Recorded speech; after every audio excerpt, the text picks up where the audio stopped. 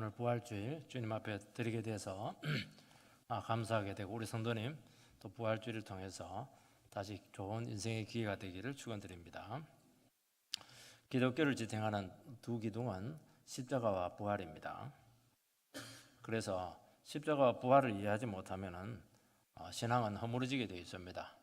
그리고 두 기둥 중에 하나만 없어도 안 됩니다.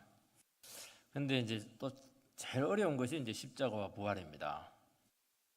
왜냐하면 이거는 하나님의 구원 계획의 핵심이기 때문에 인간의 머리에서 나온 것이 아니고 하나님의 머리에서 나왔기 때문에 이것은 이해할 수가 없는 겁니다. 사실은 인간의 개념이 없는 겁니다.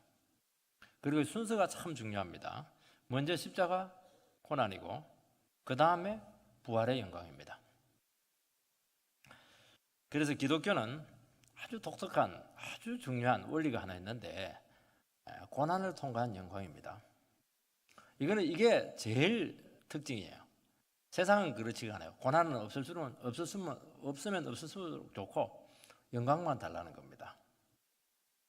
그러니까 인생이 지금 꼬이고 인생이 이해가 안 되는 겁니다. 기독교는 그게 아니에요. 십자가, 고난, 부활의 영광 딱 정해져 있습니다. 이걸 이해하지 못하면 내가 왜 어렵게 공부해야 되는지 모릅니다. 내가 왜 이렇게 피땀 흘려서 일을 해야 되는지 알 수 없어요. 내가 왜 이렇게 고생을 해야 되는지, 내가 다른 사람 앞에 왜 이렇게 시달려야 되는지 전혀 이해를 못하니까 인생이 어그러지게 되고 힘들 수밖에 없는 겁니다. 왜냐하면 영광만 생각하면은 이 십자가를 도무지 이해할 수가 없습니다. 그래서 우리가 어려움이 오고 미래가 보이지 않고 생각대로 인생이 되지 않으면 완전히 절망에 빠져가지고 도무지 헤어나오지 못하는 것입니다. 만약에 여러분들이 진실로 이 고난을 통과하면 반드시 영광이 있다 하는 것을 믿고 있다면 어떤 절망도 아마 이겨낼 겁니다. 어떤 어려움과 낮아짐도 아마 이해가 될 겁니다. 그리고 반드시 소망을 가지게 될 겁니다. 이걸 모르니까 다 넘어지는 겁니다. 오늘 우리가 부활절을 통해서 절망에서 소망으로, 죽음에서 생명으로, 낙심에서 기쁨으로 완전히 대전환되는 인생의 결정적인 기회가 되기를 주님의 이름으로 축원드립니다. 본문에 보면 엠마오로 가는 두 제자가 있었는데 부활하신 주님이 나타나서 그들에게 십자가와 부활의 이 비밀을 성경 말씀으로 이렇게 가르칩니다. 그들은 주님이 십자가에 죽은 것을 직접 봤어요. 그리고 여인들이 무덤에 가서 예수님의 시신이 없다, 부활했다 하는 그 소식도 들었습니다. 그런데도 불구하고 낙심에 빠져서 시골로 내려갑니다. 장사하러 가고 있는 겁니다, 지금. 왜냐하면 그들은 주님에 대한 기대한 것이 있었는데 그 기대한 것이 무너졌습니다. 그들이 기대한 게 뭡니까? 영광이에요, 영광. 예루살렘에 가서 영광을 얻기를 원했는데 영광은 그냥 세상에서 이렇게 끔찍한 그런 절망스러운 일을 그들이 당했기 때문입니다. 다 무너졌어요. 그들은 십자가를 이해할 수가 없었습니다. 십자가를 이해할 수 없으니까 부활을 믿을 수가 없었던 것입니다. 모든 것이 충격이고 혼동 그 자체였습니다. 부활하신 주님을 만나서 하나님의 말씀을 통해서 성경 말씀 가운데 성경의 가장 핵심적인 십자가와 부활, 고난과 영광, 이 두 가지가 확인이 되었을 때 완전히 변화되었습니다. 그래서 가던 길을 되돌려서 자기들처럼 시리에 빠져있던 다른 제자들이 가서 막 부활의 증인이 되었습니다. 이것도 마찬가지예요. 오늘 우리 이 시간 그냥 부활절이 되었기 때문에 참 예수님 십자가에 죽으셨습니다, 예수님 부활하셨습니다, 구호로 외칠 것이 아닙니다. 우리 속에 십자가가 살아나야 되고 우리 속에 부활의 능력이, 생명이 역사해야 될 줄 믿습니다. 그러면 이 한순간에 변화되어서 능력의 종으로 쓰였던 이 두 제자들처럼 우리도 그렇게 될 줄 믿습니다.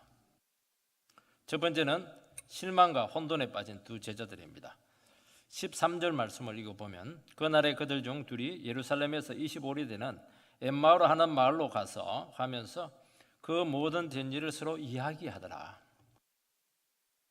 예수님이 부활하신 날 두 제자가 예루살렘에서 25리 떨어진 엠마오로 내려가고 있습니다. 그들은 예수님의 부활의 소식을 들었습니다. 예수님의 무덤에 시신이 없어졌고 또 살아나셨다는 소식을 여인들로부터 들었습니다. 그러면 어떻게 해야 되겠습니까?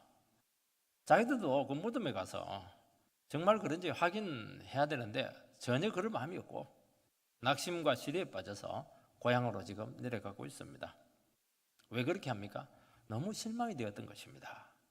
여기 보면 두 사람이 가면서 서로 이야기하더라. 이것은 뭐 서로 좋은 이야기하는 게 아니고 아주 격렬하게 되어진 일을 두고 서로 묻고 고민하고 흥분하고 의견을 나누고 그래도 결론이 나지 않았다는 겁니다. 그 의미가 이 말씀 속에 들어 있습니다. 19절에서 23절 말씀을 읽어보면 이르시되 무슨 일이냐 이르되 나사렛 예수 이르니 그는 하나님과 모든 백성 앞에서 말과 일에 능하신 선지자이거늘 우리 대제사장들과 관리들이 사형 판결에 넘겨주어 십자가에 못 박았느니라. 우리는 이 사람이 이스라엘을 속량할 자라고 바랐노라. 이뿐 아니라 이 일이 일어난 지가 사흘째요. 또한 우리 중에 어떤 여자들이 우리로 놀라게 하였으니 이는 그들이 새벽 무덤에 갔다가 그의 시체는 보지 못하고 와서 그가 살아나셨다 하는 천사들의 나타남을 보았다 함이라. 또 우리와 함께 한 자 중에 두어 사람이 무덤에 가 과연 여자들이 말한 바와 같음을 보았으나 예수는 보지 못하였느니라 하거늘. 두 제자들이 실망한 이유를 지금 예수님 앞에 가감없이 이야기하고 있습니다. 그들은 예수가 이스라엘을 속량할 자라고 기대했습니다. 비록 종교 지도자들에 의해서 사형 판결을 받게 되고 로마에 의해서 또 사형 판결을 받고 집행이 되었지만은 설마 십자가에서 죽을 줄은 꿈에도 생각하지 못했다는 것입니다. 죽은 예수가 3일 만에 살아났다고 하는 그런 소식에 또 놀랐다는 것입니다. 시신이 없다고 합니다. 천사들은 그가 살아나셨다고 증언했다고 합니다. 실제 제자 두 사람이 무덤에 가 보았는데 그 여자들이 증언한 것처럼 시신은 보이지 않고 예수는 보이지 않고 빈 무덤만 확인했다는 것입니다. 그 두 제자들도 부활의 현장을 목격했는데도 불구하고 그들도 믿지 않고 받아들이지 못하고 있다 하는 그 내용을 지금 설명하고 있는 것입니다. 두 제자가 낙심하고 실망한 이유는 예수에 대한 기대가 무너졌기 때문입니다. 그들은 예수를 어떻게 기대했냐니까 이스라엘을 속량할 자라, 이스라엘을 구원할 분으로 생각을 했다는 것입니다. 왜냐하면 이스라엘의 상황이 너무 처참했기 때문입니다. 정치적으로, 경제적으로 너무 어려웠습니다. 그리고 도덕적으로 완전히 황폐화되어서 도덕성이 땅에 떨어지고 있었던 것입니다. 그래서 그들이 기대했던 것은 메시아가 오기만 하면은 메시아에 대한 이 대망 사상이 너무 간절했다는 것입니다. 근데 그분이 왔는데 그분이 유대 나라를 구원할 메시아로 기대하고 따라왔는데 이분이 아무것도 한 것은 없고 무력하게 십자가에서 죽었다는 것입니다. 살아났다고 하지만은 그걸 어떻게 믿습니까? 시신이 도둑 맞았는지 어떻게 할 수가 있습니까? 이제는 아무 말도 안 믿겠습니다. 실망했습니다. 마지막 소망이 무너졌습니다. 누구를 믿고 이제 살아갑니까? 예수 믿었다가 나는 이제 쫄딱 망했습니다. 그 얘기를 하고 있는 것입니다. 지금이라도 고향 내려가 가지고 장사를 하든지 농사를 짓든지 고기를 잡든지 그거 하겠습니다. 그 말 하고 있는 것입니다. 우리가 신앙생활 할 때 이런 경우를 겪습니다. 우리가 예수를 믿고 기쁨으로 따라갑니다. 기도도 열심히 하고 믿음 생활도 열심히 합니다. 근데 상황은 점점 어려워집니다. 그리고 나름대로 예수님께 기대한 것이 있고 믿음 생활을 하면서 우리가 소망하는 것들이 있습니다. 그것마저 아닌 것이 되었을 때 이 두 제자 같은 그런 시리와 혼동에 빠질 가능성이 참 많다는 것입니다. 열심히 했는데 시험에 떨어지게 되고, 열심히 했는데 실현을 당하게 되고, 열심히 했는데 실직하고 파산을 당하기도 하고, 끔찍한 일들을 당할 때도 참 많다는 것입니다. 그때 기대한 만큼 실망으로 우리에게 다가온다는 것입니다. 우리가 처음 신앙생활하고 이렇게 할 때 교회에서 참 열심히 해요. 헌신도 하고 봉사도 열심히 하고 비전도 가지기도 하고 이렇게 합니다. 근데 교회 안에서 뭐 다 내 맘 같지가 않아요. 혼자 잘났나 이렇게 하기도 하고, 비난하기도 하고, 또 실망스러운 일을 당하게 되기도 하고, 이렇게 하면 우리는 큰 시험에 빠지게 됩니다. 역시 교회는 너무 깊이 들어가면 안 돼. 적당하게 한 발은 바깥에 한 발은 안에 넣어놓고 상처받지 않을 정도로만 이렇게, 또 교회 떠나면 지옥 가니까 그건 안 되고, 그래서 냉소적인 신앙생활을 할 가능성이 참 많습니다. 왜 그렇게 하는 겁니까? 실망을 했기 때문에 그렇게 하는 겁니다. 내가 기대한 것이 무너졌기 때문에 이렇게 하는 것입니다. 내 뜻대로 안 되었기 때문에 이런 일이 생기게 된 것입니다. 제자들이 실망하고 상처를 받은 이유는 너무 순진하게 예수의 구원을 믿었기 때문입니다. 예수님은 하나님의 아들이시고 죄가 없어요. 능력이 있습니다. 사탄의 권세를 굴복시킬 수가 있습니다. 이스라엘을 구원할 자로 믿었습니다. 문제가 없어요. 그런데 이 제자들이 하나를 고려를 못했습니다. 그거는 뭐냐니까, 다 좋아요. 다 맞습니다. 하나를 빠뜨렸어요. 이게 굉장히 중요한데 이걸 잊어버렸던 것입니다. 이 제자들은 제가 얼마나 심각하고 또 우리의 구원이 이루어지기 위해서는 얼마나 엄청난 희생이 이루어져야 되는지 하는 것을 꿈에도 생각하지 못했던 것입니다. 비전 좋아요. 이스라엘 구원하는 거 좋고 잘 사는 거 참 좋습니다. 그건 누구나 원하고 있는 것이고 주님 그렇게 되기를 원하고 있습니다. 하나를 고려하지 못했습니다. 너 속에 있는 죄는 어떻게 됐냐는 겁니다. 이 민족의 죄는 어떻게 되었냐는 거예요. 이 교회 안에 있는 이 죄는 어떻게 되었냐는 것입니다. 사람은 하나님의 구원을 자기들이 이해하는 범위 안에서 믿으려고 합니다. 하나님의 아들이시고 선하고 천사 같은 분이시고 하나님의 신성으로 충만한 분이셨는데 왜 십자가에서 힘 한번 쓰지 못하고 비참하게 죽었느냐? 왜 이 방법 아니고는 이 문제가 해결될 수 없는가 하는 이 비밀을 풀어내야 된다는 것입니다. 제 그 신학과 신앙은 열심히 성경 공부하고 또 설교 듣고 그것도 참 기초가 되었지만요, 실제로 나의 신앙이 탁 틀을 잡게 된 것은 그게 아니었습니다. 내가 뭔가 기대했는데 열심히 했는데 안 됐을 때입니다. 기대한 것이 이루어지지 않았을 때입니다. 내 생각대로 진행이 안 됐을 때입니다. 너무나 실망스럽고, 하나님 이 마지막 소망은 알죠? 이거 안 해주시면 저도 생각이 있습니다.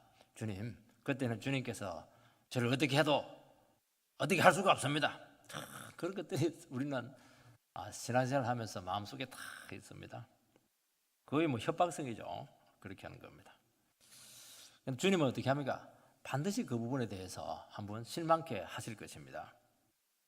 기대한 사람으로부터 버림받은 뼈저린 아픔을 겪게 되면서 인생이 허물어질 때도 있다는 것입니다. 충격이죠. 그때 마음이 다칩니다. 믿어봐야 소용없구나. 이런 반응을 하게 된다는 것입니다. 근데 놀라운 사실은 뭐냐? 충격이고 아픔이고 그냥 될 대로 되나? 그냥 억울하다. 그렇게 하는데 지금까지 보지 못했던 내 안에 있는 허물들이, 숨겨져 있던 그 죄성들이, 인간이 가진 모든 연약함과 불의들이, 나의 속에 있는 그 악한 본성들, 이런 것들이 하나씩 하나씩 노출이 되기 시작한다는 것입니다. 생각처럼 되지 않는 현실이 너무 아프고 너무 고생스러웠습니다. 나에게 왜 이런 일이 생겼을까? 그게 이제 풀리지 않는 겁니다. 이게 안 풀리면 이제 이 제자들처럼 그냥 혼돈과 갈등 가운데 계속 좌절할 수밖에 없습니다. 그런데 이런 과정을 통해서 나에게 왜 이런 일이 생겨야 됐는가? 나에게 왜 이런 고통이 올 수밖에 없었던가 하는 것이 이해가 되기 시작합니다. 내가 참 보통 인간이 아니었구나. 나는 문제가 참 끔찍하게 많은 인간이었구나. 하나님께서 나를 이렇게 다루시는 것은 너무너무 봐주고 있구나. 그런 의식이 와요. 그래서 나의 그런 당한 어려움과 아픔을 통해서 도리어 하나님을 깊이 감사하게 된다는 것입니다. 처음에는 전부 다 남한테 문제가 있어요. 나에게 아픔을 준 그 사람이 문제가 있는 겁니다. 나에게 이런 환경이 어려운 것이 문제가 있어요. 부모를 잘못 만난 게 문제입니다. 돈이 없는 게 문제입니다. 근데 조금 시간이 지나고 보면 길을 가다 보면은 나에게도 문제가 있구나, 내가 문제였구나 하는 것을 하나씩 깨닫게 된다는 것입니다. 바로 이 문제예요. 이 문제. 우리는 인생을 고려할 때 내 속에 있는 근본적인 문제들에 대해서 하나도 기억이 안 잡아요. 이게 얼마나 중요하고 이 문제가 어떻게 해결돼야 되고 이 문제를 해결하기 위해서는 어떻게 내가 신앙생활을 해야 되고 이거 전부 다 빠뜨리면 그건 당연한 거예요. 그거는. 그래서 어떻게 하든지 독립을 주고 잘 살게 하고 이 생각만 하고 있는 겁니다. 그러니까 안 맞는 거예요 이게.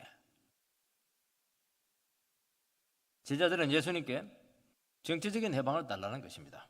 경제적인 회복을 달라는 것입니다. 지금 나라가 지금 어려운데 독립을 달라는 것입니다. 주님은 그런 기대하지 못하도록 그 전에 여러 번 얘기했어요. 나는 이번에 올라가면 너희들 기대하고 아무 상관없다. 나는 장로들에게 잡혀서 십자가에 죽게 될 것이고 3일 만에 살아나게 될 것이다. 그래서 찬물을 끼얹은데도 불구하고 제자들은 들리지가 않았어요. 그리고 안 들으려고 했습니다. 왜냐하니까 자기들이 기대한 거하고 아무 상관이 없기 때문이죠. 사람들은요 무슨 말을 해도 안 듣습니다. 왜냐하면 자기가 기대하는 게 있으면 그 기대한 것만 듣지, 자기 생각대로 듣지, 원하는 것만 듣지 원하지 않는 것은 흘려버리고 안 듣습니다. 치명적인 제 문제를 그들은 고려하지 않았던 것이죠. 주님께서는 그 얘기하는 겁니다. 너 제 문제 어떻게 할래? 이 나라의 그런 집단적인 죄에 대해서 어떻게 할래? 그 인류의 죄에 대해서 네가 어떤 생각을 갖고 있냐는 것입니다. 그러면 풀리지 않을 게 하나도 없어요. 전부 다 이해가 돼요. 왜 하나님께서 이 나라를 이렇게 하고 있고 이 한국 사회를 이렇게 하고 있고 우리 가정을 이렇게 다루고 있고 나를 이렇게 인도하고 있는가? 이해 안 될 거 하나도 없습니다. 은혜가 넘치죠. 이렇게라도 우리를 봐주시고 기다려주시고 인도하시고 붙드시고 나의 인생을 이끌어 가시는 게 얼마나 감사합니까? 이게 안 되니까 전부 다 원망불평이에요. 나에게 왜 이런 일이 생겨야 됩니까? 이 나라에 왜 이런 일이 생겨야 됩니까? 하는 것입니다. 주님께서는 내가 그 모든 죄를 위해서 억울하게 희생당했다는 겁니다. 네가 기대한 대로 안 돼서 참 실망은 되었을지는 모르겠지만 너를 위해서 내 생명을 바칠 정도로 나는 이미 오래오래 아파있고 나는 엄청난 대가를 지불했다는 것이 주님의 대답이신 것입니다. 사람들은 자기가 지은 죄가 얼마나 무서운지 모르기 때문에 구원을 낙관적으로 생각합니다. 예수를 믿기만 하면 모든 것이 자동적으로 잘 해결될 줄 압니다. 부부 문제도 잘 해결되고 자식 문제도 잘 해결되고 그렇게 되기를 진심으로 축원드립니다. 예수님의 가르침은 탁월했고 무엇이든지 할 수 있는 능력이 있습니다. 그런데 하나님이 살아계시다면 왜 나에게 이런 일이 생길 수 있습니까? 하는 것이 문제죠. 제자들의 마음에는 바로 이 하나님에 대한 실망, 배신감으로 꽉 찼던 것입니다. 에이, 다른 사람처럼 장사나 하자, 그냥 농사나 짓자, 내 길 빨리 늦기 전에 찾아가자. 이게 제자들의 마음이었습니다. 여러분, 제 심각성을 정말 알지 못하는 사람은 하나님에 대해서 한 번은 크게 실망할 겁니다. 아마 여러분의 인생을 두고 영혼을 두고 뿌리채 흔들리는 그런 고통을 당할 때가 올 것입니다. 이거 한번 겪어야 돼요. 이거 안 겪으면 계속 신앙생활하면서도 원망, 낙심, 불평 그렇게 하는 것입니다. 예수 믿는 것은 모든 것이 저절로 다 잘 되는 거 하나도 없습니다, 여러분. 예수 믿는 거 쉬운 줄로 생각하십니까? 아니에요. 우리 한국 기독교는 이상해요. 예수 믿고 지영수 받으면 뭐 다 잘 된다는 거예요. 이게. 잘 되기를 원합니다. 너무 쉬워요. 자동 판매기입니다. 그냥 100원짜리 통째 넣으면 커피 나오는 겁니다, 이게. 여러분, 이 세상에서 가장 끔찍한 것은 우리 모두가 죄에 감염되어 있다는 것입니다. 이 죄가 치료되려 가면은 정말 끔찍한 일이 일어날 수밖에 없다는 것입니다. 여러분, 십자가를 모르면은 정말 크게 실망할 것입니다. 여러분, 시간 문제예요. 세상으로 가는 것은 시간 문제예요, 여러분들. 여기 앉아있지만은 십자가를 모르고 내가 얼마나 무서운 죄인인가를 모르면 나갈 겁니다. 왜 설교를 듣는지도 몰라요. 왜 여기 내 앉아있나? 이 바쁜 시간에 텔레비 보고 있지. 이 피곤하게 말이죠. 잠이나 자는 게 훨씬 낫죠. 참 이 문제. 결국에는 이 문제입니다. 이 문제. 여러분, 여러분의 인생을 가지고 십자가로 가시기 바랍니다. 거기 가야 답이 있어요. 거기 가야 풀립니다. 내 인생에 해석이 돼요. 두 번째는 부활하신 주님이 찾아오셨습니다. 15절 16절 말씀을 읽어보면 그들이 서로 이야기하며 문의할 때 예수께서 가까이 이르러 그들과 동행하시나 그들의 눈이 가리워져서 그인 줄 알아보지 못하거늘 나신과 시리에 빠진 제자들을 찾아가서 동행했습니다. 그런데 눈이 가리워서 알아보지를 못했습니다. 왜냐하니까 자기 문제에 깊이 빠져 있었기 때문입니다. 이 눈이 가리워져서 이거는 사로잡히다, 갇혀있다 그런 의미죠. 여러분, 의심과 두려움과 근심에 사로잡혀서 아무것도 못 보고 있다는 것입니다. 우리가 어떤 문제에 사로잡혀 있으면 스스로 마음의 감옥이 만들어집니다. 그래서 감옥의 안에서 밖을 보니까 보지를 못해요. 자기 감옥 틀 안에서 갇혀가지고 옆에서 지금 죽어가도 모릅니다. 쉽게 넘어가지 못하고 뾰족뾰족해지게 되고 둥글둥글 못 지나가게 되고 그렇게 예민하고 그냥 그렇게 하는 것이죠. 사람 잡습니다. 분명히 말을 했습니다. 절대로 안 들었다는 겁니다. 엄마는 분명히 내한테 얘기했다는 건데 딸은 안 들었다는 거예요. 누구 말이 맞습니까? 두 사람 말 다 맞습니다. 엄마는 자기 원하는 것을 이야기했고 딸은 자기가 듣고 싶은 걸 들었던 겁니다. 다 맞는 거예요. 왜냐하면 자기 세계 속에 있기 때문에 그렇게 하는 것입니다. 제가 아내에게 청혼했을 때 저는 결혼하십시다 이러니까 저는 분명히 예스 이렇게 들었습니다. 그래서 막 추진을 했죠. 나중에 알고 봤더니만 제 아내는 생각해 봅시다 그렇게 얘기했다는 겁니다. 저는 분명히 예스라고 들었어요. 근데 제 집사람은 기도해보고 보겠다는 겁니다. 기도하면 안 되는데 사실은. 그래서 내가 워낙 세게 추진을 하니까 물어보고 그냥 따라왔다고 그렇게 얘기를 하더라고요. 누구 말에 맞습니까? 다 맞아요. 사람은 마음에 무엇을 추구하느냐에 따라서 자기가 골라서 듣습니다. 17절 18절 말씀을 읽어보면 예수께서 이르시되 너희가 길 가면서 서로 주고받고 하는 이야기가 무엇이냐 하시니 두 사람이 슬픈 빛을 띠고 머물러 서더라. 그 한 사람인 글로바라 하는 자가 대답하여 이르되 당신이 예루살렘에 체류하면서도 요즘 거기서 된 일을 혼자만 알지 못하느냐. 예수님께서는 상당 거리를 뒤에서 말없이 동행했습니다. 부활하신 주님을 알아보지 못했습니다. 그들의 대화를 듣고 있는데도 불구하고 몰랐습니다. 서로 주고받는 이야기는 격렬한 토의죠. 격렬한 이야기입니다. 그러니까 흥분해가지고 막 고래고래 소리도 지르고 이렇게 했으니까 다 알아들은 것이죠. 옆에 사람은. 주님이 그들의 대화에 끼어들었습니다. 왜냐하니까 안 끼어들면 한도 끝도 없습니다. 아무것도 모르는 듯이 질문합니다. 무슨 이야기냐? 그렇게 하니까 두 제자가 잔뜩 근심한 얼굴로 멈추어서서 왜 당신 혼자만 모르고 있냐고 막 짜증을 내면서 핀잔을 주고 있습니다. 이때 참 잘해야 됩니다. 상담은 이걸 넘겨가야 돼요. 이거 짜증 낸다고 해서 그냥 마음 닫고 그렇게 하면 안 됩니다. 19절 이르시되 무슨 일이냐? 주님은 또 모르는 체 하면서 차분히 묻습니다. 그래서 아까 읽었던 것처럼 19절부터 24절까지 그 긴 이야기를 지금 하게 합니다. 막 얼마나 흥분돼서 이야기했겠습니까? 그것도 모르냐고 이렇게 했으니까 막 속엔 얘기를 막 다 그냥 쏟아내는 것입니다. 십자가 부활 사건에 대해서 그들이 이해하고 느낀 것이죠. 주님께서는 제자들에게 너희들 속에 있는 이야기 한번 해라는 것입니다. 너희들의 기대와 실망, 혼돈과 무지 한번 내 앞에서 한번 드러내보라는 것입니다. 여러분, 그 제자의 그 말이 틀린 겁니까? 맞아요. 그들의 입장에서는 너무나 옳습니다. 그건 자기에게 옳은 것입니다. 다른 사람은 또 다르게 생각할 수가 있고 객관적인 사실은 아닌 것입니다. 그들은 사람들이 하는 말들, 그 주워 들은 말들, 여러 가지 소문들, 또 자기가 또 보고 경험했던 것들 막 짬뽕이 돼가지고 자기 나름대로 그 사건을 재구성했던 것입니다. 그런데 결과는 뭐냐? 우리가 기대했던 것하고 상황은 너무나 달랐다는 겁니다. 이게 결론이었습니다. 상식과 이성적으로 그것은 있을 수 없는 허황된 이야기입니다. 이게 결론이었습니다. 그들이 부활의 소식을 듣고도 확인하지 않은 것은, 부활이라고 하는 것은 원래 그들의 인식 속에 없었다는 것입니다. 그러니까 확인할 필요가 없는 거예요. 그건 시간 낭비입니다. 그 확인하는 것은. 그래서 맞는 말도 있고 틀린 말도 있습니다. 팩트도 있고 가짜 뉴스도 있습니다. 지금 이 말이 우리나라에 굉장히 행하고 있죠.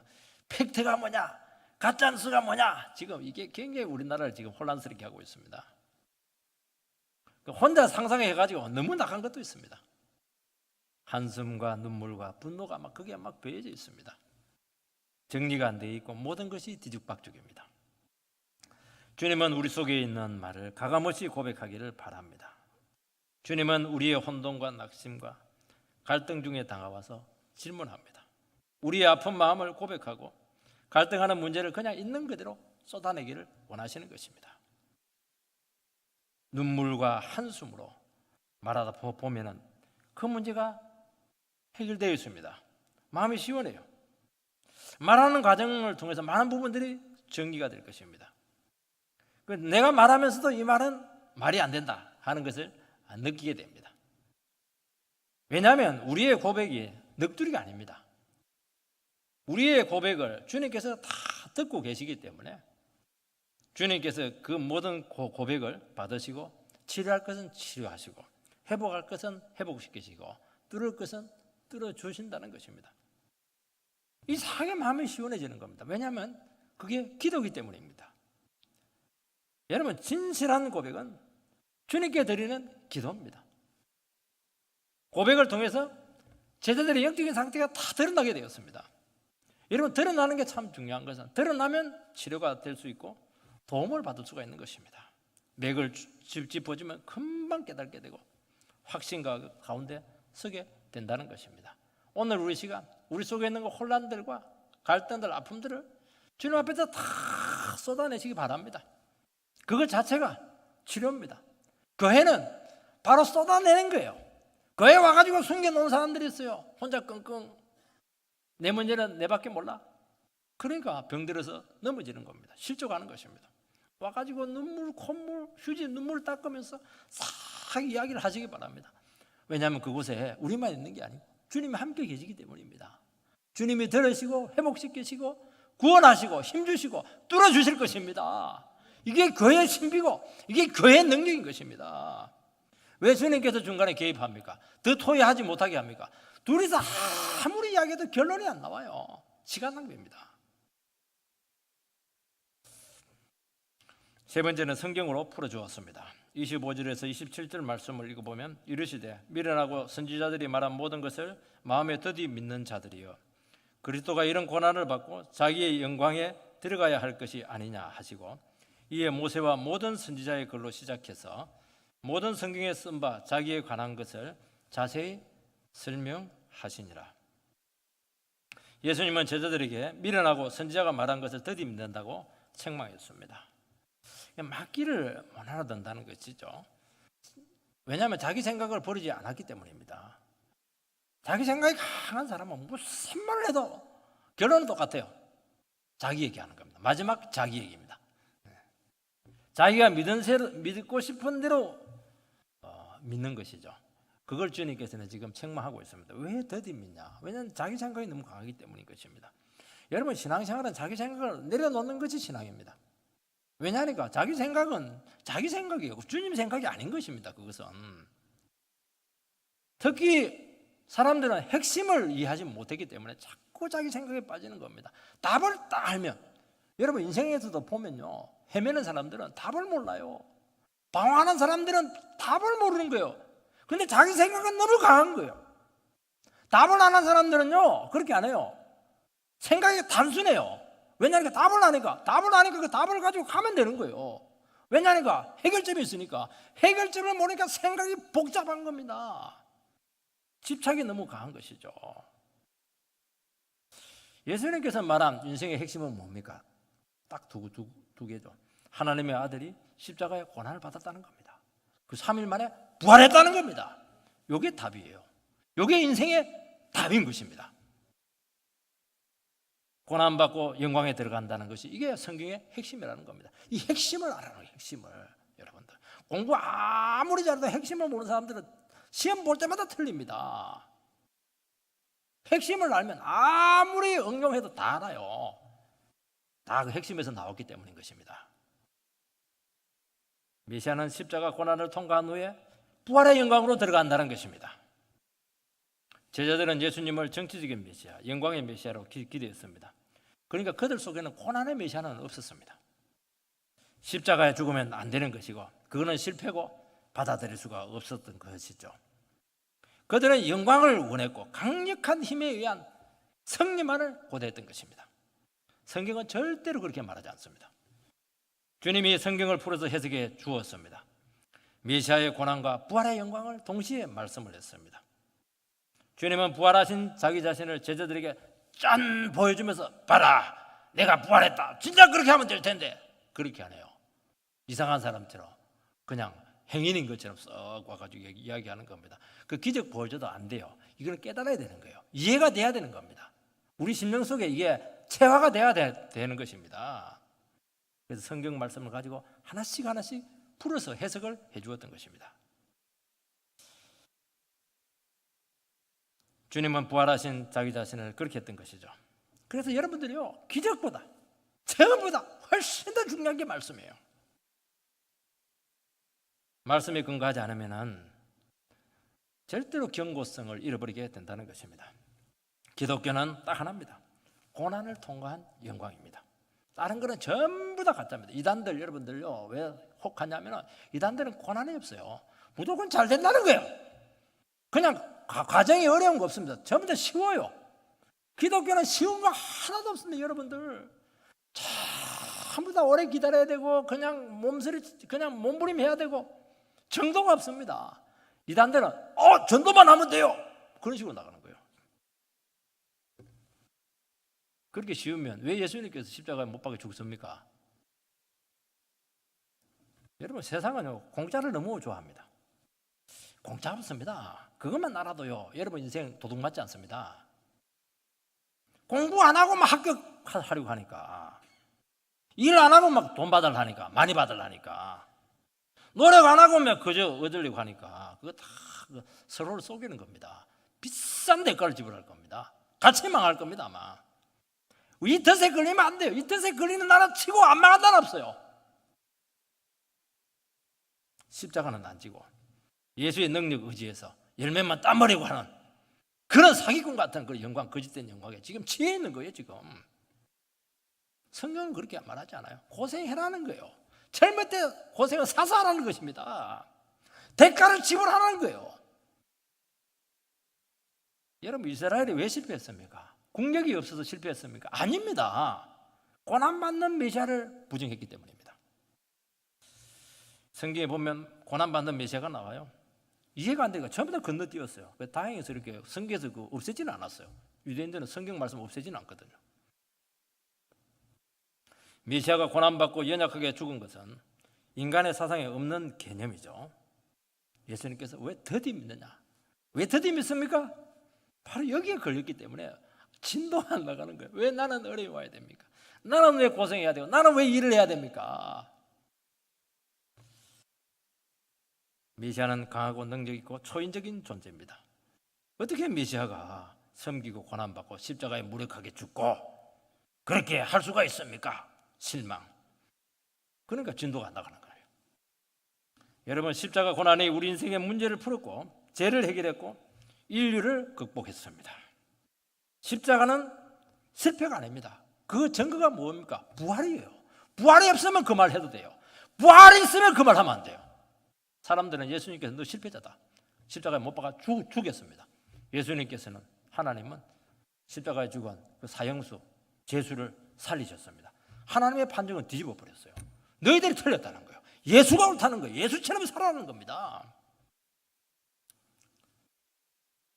이것이 인류를 위한 유일한 방법이었습니다. 우리는 고생 안 하고 잘 되고 싶습니다. 편안하게 신앙생활하고 누릴 것 다 누리고 싶습니다. 그렇게 되시기 바랍니다. 그러나 성경은 그렇지 않다는 것입니다. 우리가 죄인이고 우리가 허물이 있고 결정적인 약점이 있고 극복할 수 없는 수많은 한계들을 아마 여러분들이 신앙생활을 하면 할수록 아마 느끼게 될 것입니다. 여러분 말씀과 함께 고난을 받으면서 주님과 함께 여러분을 만들어 가시기 바랍니다. 거룩해지고 흠도 티도 없는 정결한 영혼이 되시기 바랍니다. 주님은 먼저 우리를 사람 만드실 겁니다. 천국의 복은 변화된 심령에게 주어지는 것이지 그냥 자기 문제도 제 문제를 그대로 가지고 있는 사람에게 어떻게 그 복을 주겠으면 복도 알지도 못하고 그 복 가지고 나쁜 짓 합니다. 애벌레가 빨리 나오고 싶어 가지고 꽃이 끝을 자르면 어떻게든 빨리 못 나와요. 습기가 그냥 말라 가지고 그 안에서 죽습니다. 답답하지만 그 꽃이 안에서 참고 견뎌야 되는 것입니다. 때가 되면 놀라운 나비로 부활하게 될 것입니다. 여러분 빨리 잘 되는 게 아닙니다. 인생은 그게 아니에요. 여러분 제대로 가야 될 줄 믿습니다. 늦은 것이 절대로 여러분 허물이 아니에요. 잘 나가는 친구들 비교하지 마시기 바랍니다. 늦게 되는 것이 얼마나 감사한지 아마 여러분들은 고백하게 될 것입니다. 왜 성도들이 혼돈을 겪고 낙심하고 실망합니까? 내 생각대로 안 되고 인생이 비틀어졌기 때문입니다. 나는 내 인생에 이런 일이 올 거라고 생각을 못했기 때문입니다.